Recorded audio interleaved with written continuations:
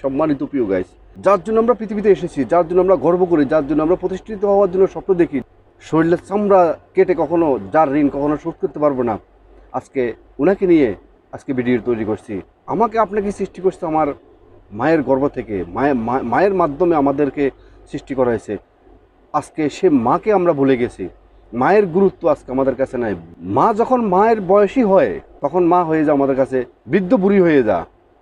এটা যে আমাদের জন্য কত বড় দুঃখজনক, কত বড় ন্যাক্কারজনক, কত বড় লজ্জার বিষয়, যেটার কারণে আজকে চতুর্দিকে তাকালে দেখতে পারবেন অনেক মায়ের অভিশাপের কারণে অনেক সন্তান আজকে ধূলিসাৎ হয়ে গেছে। মায়ের অভিশাপের কারণে আজকে অনেক সন্তান রাস্তার ফকির হয়ে গেছে, একমাত্র মায়ের অভিশাপের কারণে। মা কখনো কোনো সন্তানকে কখনো অভিশাপ করে না। কোরআন হাদিস প্রমাণ, মায়ের অভিশাপটা ন্যাচারালভাবে লেগে যায়। মা অ্যাকচুয়ালি কখনো কোনো সন্তানকে কখনো অভিশাপ দেয় না, অভিশাপ দিতে পারে না। কারণ মা হলো সবচেয়ে পৃথিবীতে নিঃস্বার্থ একজন মানুষ। তো আসেন আমরা মায়ের কিছু বিষয় আজকে আপনাদেরকে আমি তুলে ধরবো, এবং মাকে আপনারা কেন গুরুত্ব দিবেন, মাকে কেন বেশি আমরা ভালোবাসা উচিত, সেই বিষয়ে আজকের ভিডিওর মধ্যে স্বল্প পরিসরে আপনাদের জন্য আমি তুলে ধরছি। দেখেন, একটি মা 10 মাস 10 দিন গর্ভধারণ করে আমাকে আপনাকে যখন এই পৃথিবীতে ভূমিষ্ঠ করে আল্লাহর ইচ্ছায়, আপনারা জানেন না অনেকেই, মা পুরা শরীর রক্তাক্ত হয়ে যা একটা সন্তানকে আমাকে আপনাকে জন্ম দেওয়ার সময়। সেজন্য হয়তো আল্লাহ যে সমস্ত মায়েদের সন্তান ভূমিষ্ঠ হওয়ার সময় যদি কোনো মারা যায়, সে সমস্ত মাদেরকে নাকি যুদ্ধের একজন শহীদ হিসাবে আল্লাহ কবুল করে নেন। এই জন্যই নেন, আল্লাহ নিশ্চয়ই জানেন যে একটা সন্তানকে জন্ম দিতে একটা মায়ের কত কষ্ট হবে, একটা সন্তানকে ভূমিষ্ঠ করার জন্য একটা মায়ের যে কত কষ্ট, কত লাঞ্ছনা। তাহলে দেখেন, আল্লাহ মায়ের কষ্টটা ঠিকই বোঝে। তাহলে মার স্থান আজকে কোথায়? এমনিতেই সবচেয়ে মায়ের সম্মান বেশি। আমাদের রাসূল করিম সাল্লাল্লাহু আলাইহি সাল্লামের জমানায় একজন সাহাবা এসেছেন, এসে বলছে যে ইয়া রাসূলুল্লাহ, আমি পৃথিবীতে সবচেয়ে কাকে বেশি ভালোবাসবো? তখন রাসূল করিম সাল্লাল্লাহু আলাইহি সাল্লাম বলছে তোমার মাকে বেশি ভালোবাসবা। তারপরে বললো যে তারপরে কাকে ভালোবাসবো? তারপরেও বললো যে তোমার মাকে ভালোবাসবা। 3 নম্বরে বললো যে তারপরে কাকে ভালোবাসবো? তার 3 নম্বরেও বললো যে তুমি তোমার মাকে ভালোবাসবা। 4 নম্বরে বললো যে তারপরে কাকে ভালোবাসবো? তখন রাসূল করিম সাল্লাল্লাহু আলাইহি সাল্লাম বললো তোমার বাবাকে ভালোবাসবা। তাহলে মায়ের নাম 3 বার বলছে, নিশ্চয়ই মায়ের নাম 3 বার বলার পিছনে কোনো গুরুত্ব আছে। মাকে নিয়ে আসলে আমি বলে কখনো শেষ করতে পারবো না। মায়ের যে 10 মাস 10 দিন গর্ভে ধারণ করার পরে ভূমিষ্ঠ করা পর্যন্ত এবং 2-3 বছর পর্যন্ত একটা মায়ের যে কত যন্ত্রণা, কত কষ্ট এবং প্রসবের যে ব্যথা যন্ত্রণা, এটা কখনো আমি বলে কখনো শেষ করতে পারবো না। এই পৃথিবীর সমস্ত গাছের পাতা যদি কাগজ হয়, আর সমস্ত সাগর সমুদ্রের যদি কোনো পানি যদি কোনো কলম হয়, তাহলে মায়ের সন্তানের জন্য যে নিবেদিত, এটা কখনো লিখি কখনো শেষ করা যাবে না। মাকে আমরা কীভাবে টর্চারিং করতেছি, আমরা বিয়ে করার পরে ওয়াইফের কারণে হোক, শ্বশুরবাড়ির কারণে হোক, সামাজিকতার কারণে হোক, যে কোনো নিজের স্ট্যাটাসের কারণে হোক, আমরা মাকে অবজ্ঞা করতেছি। নানান কারণে মাকে অনেক সময় বৃদ্ধাশ্রমে পাঠানো হচ্ছে। ভাই, আপনি কেন মাকে বৃদ্ধাশ্রমে পাঠাবেন? খবরদার কখনো মাকে বৃদ্ধাশ্রমে পাঠাবেন না। মা যদি দুনিয়াতে যদি আপনাকে যদি না আনতো, তাহলে আপনি আজকে অফিসার হইতেন না, আজকে আপনি লক্ষ লক্ষ টাকার মালিক হইতেন না, আজকে আপনি বড় বিজনেসম্যান হইতেন না। কেন আপনি আজকে মাকে ভুলে গেছেন? কেন আপনি কারোর জন্য, অন্য কোনো মানুষের জন্য আপনি কেন মাকে ভুলে, শ্বশুরের জন্য, শাশুড়ির জন্য, আত্মীয় স্বজনের জন্য বা আপনার স্ট্যাটাসের জন্য, আপনার কিসের স্ট্যাটাস, যে সমস্ত আপনার স্ট্যাটাসের কারণে আপনার মাকে আপনি ভুলে গেছেন, মাকে আপনি বৃদ্ধাশ্রমে পাঠানোর জন্য আপনি প্রস্তুতি নিচ্ছেন এবং পাঠাচ্ছেন।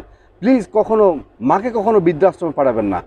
এবং আপনার সন্তানের জন্য যেমনিভাবে আপনি বাজারে গেলে মাঝে মধ্যে আসার সময়, যেমন আপনার ওয়াইফের জন্য বা আপনার বাচ্চা কাচ্চার জন্য যে কোনো একটা বিষয় আপনার হাতে করে আপনার বাচ্চার জন্য নিয়ে আসেন, আপনার বাচ্চা খুশি হবে সেজন্য, তেমনিভাবে আপনার মা যখন বৃদ্ধ হয়ে যায়, আপনার বাবা যখন বৃদ্ধ হয়ে যায়, তখন তারাও কিন্তু একটা সন্তানের মতো হয়ে যায় এবং তারা সন্তানের উপরে ডিপেন্ড করে। তারা যাদেরকে জন্ম দিছে তাদের উপরে ডিপেন্ড করে। তেমনি আপনিও যখন বাজারে যাবেন, বাজার থেকে আসার সময় বাবার জন্য, বিশেষ করে মায়ের জন্য কিছু একটা হাদিয়া তহবা নিয়ে আসবেন। মা কী খেতে পছন্দ করে, কী খেতে ভালোবাসে ওটা, এবং তার বয়স অনুযায়ী সে কোন জিনিসটা বেশি পছন্দ করে, তার জন্য এটা নিয়ে আসবেন। ভাই, কখনো আপনার টাকা কমবে না, নিয়ে আসবেন। নিয়ে এসে মাকে বলবেন যে মা তুমি এটা খাও, আর তুমি আর কি খেতে মন চায়, দেখবেন যে মা অত্যন্ত খুশি হয়ে যাবো। মার দোয়া হলো সবচেয়ে বড় দোয়া। এই পৃথিবীতে মায়ের, এই পৃথিবীতে স্বার্থ ছাড়া একটা মানুষ আছে, সেটা হলো মা।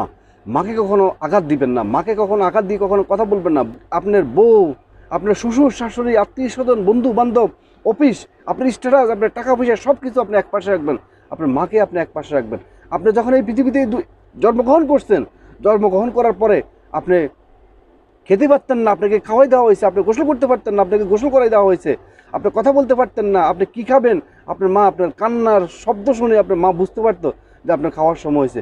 কত রাত আপনার মা, আমাদের মা রাত জেগে আমাদেরকে পাহারা দিছে, আমরা প্রস্রাব করে দিতাম, তখন মা ওই ভিজা কাপড় নিয়ে মা পুরো রাত শীতের মধ্যে ঘুমাইছে, আমাদেরকে ভালো কাপড় এবং কাপড় পাল্টিয়ে আমাদেরকে অন্যদিকে আমাদের ঘুমানোর ব্যবস্থা করছে। মায়ের কোনো স্বার্থ নাই, বিনা স্বার্থ হইল মায়ের ভালোবাসা। ওই যে একটা গান আছে না, গানটা বলবো?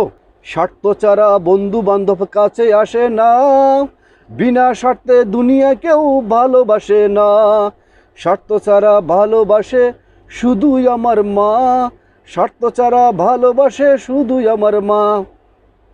এই গানটা শুধু গান নয়, এই গানটা বাস্তব একটা কথা। মানে স্বার্থ ছাড়া একমাত্র ভালোবাসবে শুধু মা। তো সুতরাং মাকে কখনো কষ্ট দিবেন না, মাকে ভালোবাসবেন। মাকে যত বেশি ভালোবাসবেন আপনি দুনিয়াবি আপনি কামিয়াবি হবেন, এবং আপনার উপর আল্লাহর বারাকা সৃষ্টি হবে, এবং আপনি জীবনে যেটা ধরবেন সেটাতে আপনি জয় করতে পারবেন। এবং যখন অফিস আদালতে যাবেন, কর্মক্ষেত্রে যাবেন, তখন মায়ের পা ধরে সালাম করবেন, মাকে বলবেন যে আপনার মাথা মুছে দেওয়ার জন্য। দেখবেন যে আপনার মা আপনাকে দোয়া করে দিবে, এবং মায়ের দোয়া হইল সবচেয়ে পৃথিবীতে শ্রেষ্ঠ দোয়া। এবং এই পৃথিবীর সমস্ত আলেম ওলামাইকে যদি আপনি একসাথ করে যদি দোয়া করেন আপনার নিজের জন্য, আপনার কোনো ভালো ফলাফলের জন্য, এই দোয়া আল্লাহ কবুল করবে কি না আমি জানি না, তবে মা যদি আপনার জন্য একবার হাত তুলে যদি মুনাজাত করে আল্লাহর কাছে বলে, সাথে সাথে এটা কবুল হয়ে যাবে। প্লিজ মাকে কখনো কষ্ট দিবে না। মায়ের অনেক কথা আছে, মায়ের অনেক যন্ত্রণা আছে, মায়ের অনেক কষ্টের কথা আছে, আজকে সবগুলো বলে কখনো শেষ করতে পারবো না। মায়ের যে কি কষ্ট, যারা বিবাহিত অনেক হাজবেন্ড আছেন, তারা কিছুটা অনুভব করতে পারে যে তাদের সন্তান পৃথিবীতে আসার সময় তাদের ওয়াইফ যে কত কষ্ট করে, সেটা হাসপাতালে হোক, সেটা বাড়িতে হোক। যাক, ওভারঅল মায়ের কষ্টের কথা বলে কখনো শেষ করা যাবে না। মাকে কখনো কোনো কারণে কোনো অবস্থাতে কখনো মাকে অবজ্ঞা করবেন না। মাকে যত বেশি ভালোবাসবেন, মাকে যত বেশি দেখাশোনা করবেন, তত বেশি আপনার জীবন ধন্য হয়ে যাবে। আপনার মা না খেয়ে আপনাকে খাওয়াইছে, এটা প্রত্যেকটা সংসারের মধ্যে এরকম অসংখ্য ঘটনা আছে, রেকর্ড আছে। হাজব্যান্ডে খেয়ে ফেলছে, বাচ্চা কাচ্চা খেয়ে ফেলছে, মা অনেক সময় ডেক্সির মধ্যে, ফাতিলের মধ্যে না থাকার কারণে মা অনেক সময় খায়নি। এই ঘটনা, এই ইতিহাস কখনো প্রকাশিত হয়নি, এটা অনেকে জানেন না, কিন্তু এটা আমি জানি, বা অনেকেই জানে, কিন্তু এটা কখনো প্রকাশ হয়নি। যে স্বার্থ ছাড়া যে মানুষ সন্তানকে বেশি ভালোবাসতে পারে, মানুষ ভালোবাসতে পারে, সেটা হলো একমাত্র মা। এটার বাইরে আর পৃথিবীর কোনো মানুষ সন্তানকে কখনো এভাবে ভালোবাসতে পারে না। এবং পৃথিবীর প্রত্যেকটা ভালোবাসার পিছনে যেই কোনো স্বার্থ সংশ্লিষ্টতা থাকবেই, কিন্তু মায়ের ভালোবাসার মধ্যে কোনো স্বার্থ সংশ্লিষ্টতা নেই। অতীত কখনো ছিল না, বর্তমানেও থাকবে না, ভবিষ্যতে কখনো স্বার্থ থাকবে না। সুতরাং মাদার ইজ মাদার, মা মায়ে হয়।